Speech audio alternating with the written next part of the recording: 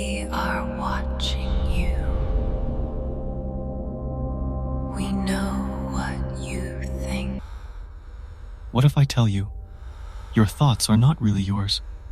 Your fears, your habits, your attraction, your failures, all of them were planted inside you. Before you even knew who you were, you think you are choosing. But your mind is only following old commands. Your conscious mind believes it, is in control, but the real ruler is hidden. Your subconscious. It remembers every insult, every rejection, every moment you felt small, every time you were afraid, and it never forgets. It runs silently, controlling your reactions, shaping your destiny, deciding who you become. The scary part is not its power. The scary part is who programmed it. Before we go deeper, make sure you subscribe, because the mind you are about to understand is the same mind that has been controlling your life. Now let us get back to the mind itself, the hidden system that has been running your life silently, before you were even aware of it. The subconscious mind does not speak in words. It speaks in emotions, in images, in sensations, in reactions. It does not think. It does not question. It only accepts and executes. And once a belief is accepted by the subconscious, it becomes reality. Not because it is true, but because it is familiar. This is why people repeat the same mistakes, fall into the same type of relationships, get stuck in the same emotional loops, and call it destiny, when in reality, it is programming.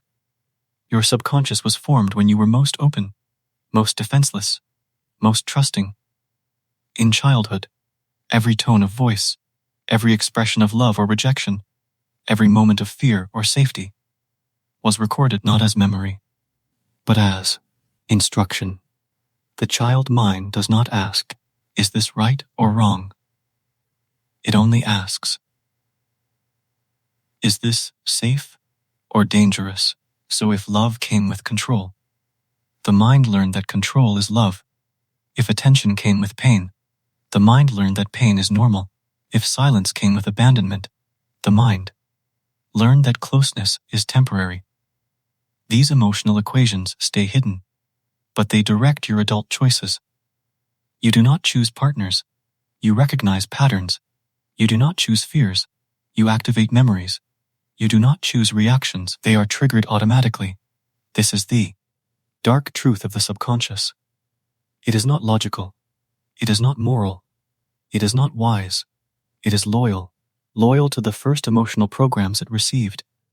That is why toxic relationships feel magnetic, why chaos feels exciting, why calm feels empty, why peace feels boring, why success feels uncomfortable. Because the subconscious is not designed for happiness. It is designed for survival. And survival means familiarity. The mind would rather relive known pain than face unknown peace. This is also how manipulation works. The subconscious does not respond to facts. It responds to emotion and repetition. Fear repeated becomes belief. Authority repeated becomes truth.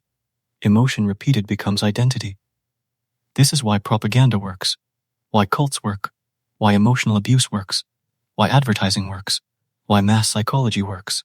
The conscious mind thinks it is deciding, but the subconscious has already accepted. By the time logic arrives, the decision is already made.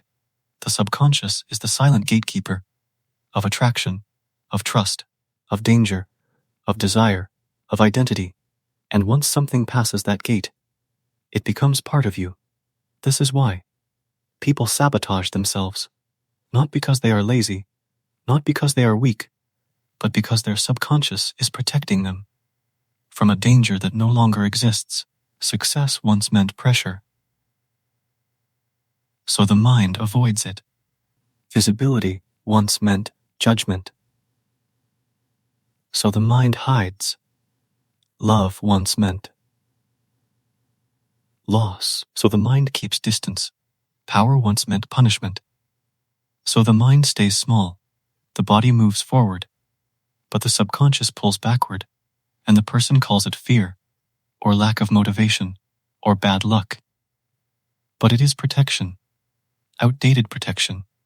The moment you become dangerous is the moment you become aware, when you start seeing your reactions, not as personality, but as programming, when you start questioning your fears, not as intuition, but as emotional memory, when you realize that the voice in your head is not always truth, but often repetition. At that moment, you stop being the product and start becoming the observer, and the observer is the only one who can rewrite the program.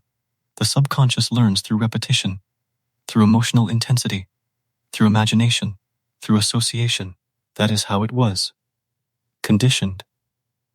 And that is how it can be reconditioned, not by force, not by willpower, but by consistent emotional experience. When safety is repeated, the nervous system softens. When confidence is repeated, the identity shifts. When self-trust is repeated, the internal authority changes, slowly, silently, deeply. The old programs lose power, not because they are erased, but because they are no longer needed. And the final dark truth is this: your life is not controlled by what you want. It is controlled by what your subconscious believes is safe. Change what feels safe, and you change what feels possible. And when the subconscious finally serves you, instead of protecting the past, you do not become fearless. You become free.